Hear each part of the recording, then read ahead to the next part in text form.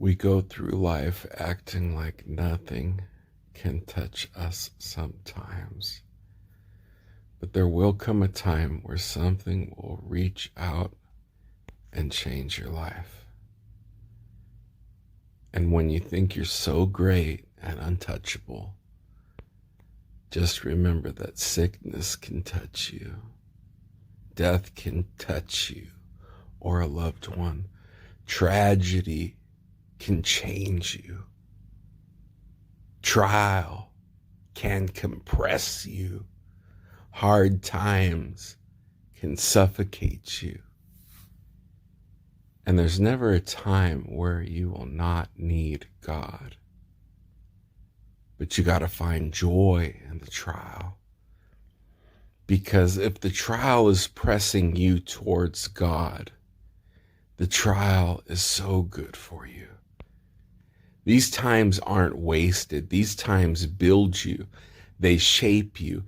They sand you down. They finish you. They present you before God as what He wants you to be. That's the joy in the trial.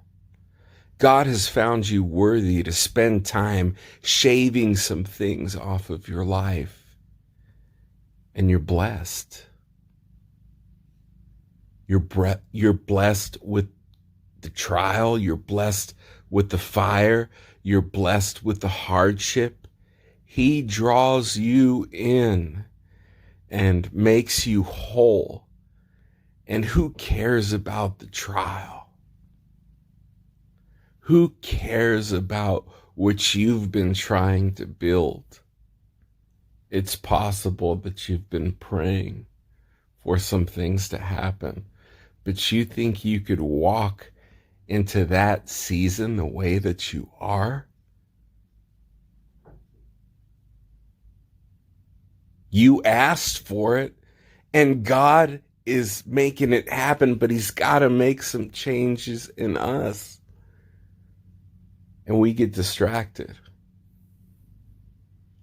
And Satan or some type of negative energy can see your frustration.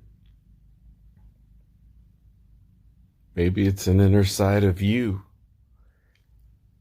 that you refuse to acknowledge in the forefront of your mind. And all of a sudden, lies begin to unfold. And you say, I would never sit in the garden like Eve and give ear to the serpent, but you get frustrated in your trial. And you start to listen to voices that are very negative, that drag you down, that make you angry, that press on your mind. You give ear to the serpent, whether spiritually or figuratively. You're doing the same thing, and it doesn't matter who was in the garden. Well, it does matter if God was in the garden. But they shouldn't be able to drag you down. And a trial helps you to focus, because you have sleepless nights, losses of appetite. You're spinning your wheels, you're thinking, you're meditating, you're concentrating, you're trying to figure out how to get it out of those tight spots that you're in. And we'll get out of them. But sometimes you got to hide in the rock. You got to find that hiding place.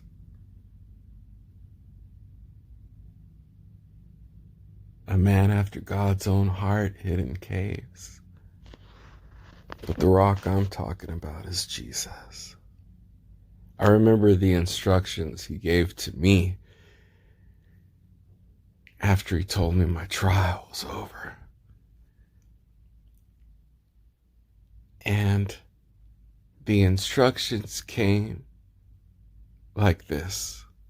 Draw close to me. And we want a 10-page essay. We want instructions line by line. And I jokingly said, where's the rest of the instructions, God? And that's what we do. It's as simple as that. It's really as simple as that. You draw close to God. He fights your battles. He is your shield. There's no serpent slithering around. And it makes you wonder. It makes you wonder how those prayer meetings were with God in the cool of the day in paradise. And it really is obtainable. We have to go through this trial of life. I just want to say, if you're thinking about taking what you think is the easy way out and harming yourself, you have thoughts of suicide, I just want to tell you that that's the hard way out. I've never been to the afterlife, and I can't tell you what's there. But even if there was no afterlife, and you just ended your consciousness, ended your existence, all those people the serpent is telling you doesn't love you.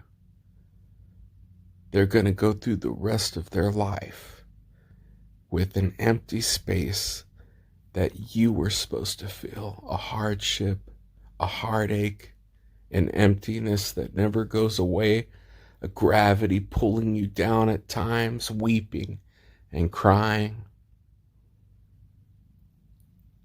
And friend, I can't tell you what's going to happen to you. You know, you could look into the Bible. I don't know what you believe. But I'll tell you what, when you look at a body that has no life, it's so empty. There's no description. There really is no description that can really explain how empty a dead body looks. But man, if there's an emptiness on the other side that killing yourself could take you to, I'd tell you, have faith in God. Thank God for the trial. Find joy in the trial. Draw close to God, because it truly is as simple as that. And I didn't plan on making a podcast tonight, but we had a prayer meeting this Tuesday night at church, and I made it there on time. I was determined to touch God. You know, I had a plan to get tissues on the pew if I started crying out to God. And I knew he was going to meet me. I was getting ready for church, and I asked God, please, Lord, please, will you meet with me tonight? I didn't go into church with the attitude that he was there and I had to put in my time. I really missed him, and I just wanted to touch him again. Because that's all it takes. You know, and if I only get the strength to make it one more day, praise God. Because he'll meet with me tomorrow.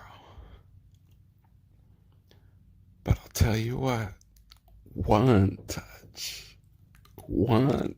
of God decides to touch you. Oh, in a way that changes you forever. It really is. second to none. Why we would stray from that. Why we would put that on the back shelf and entertain the flesh. We're all guilty. We are all guilty. And I'm not saying spend 100% of your time, because it can drive you crazy. It really can. And those are my thoughts tonight, right now. Right now, I think we need to land the air balloon. Anyway, thank you for listening. What else can I say? Have a good night. I hope God blesses you in your dreams. Good night.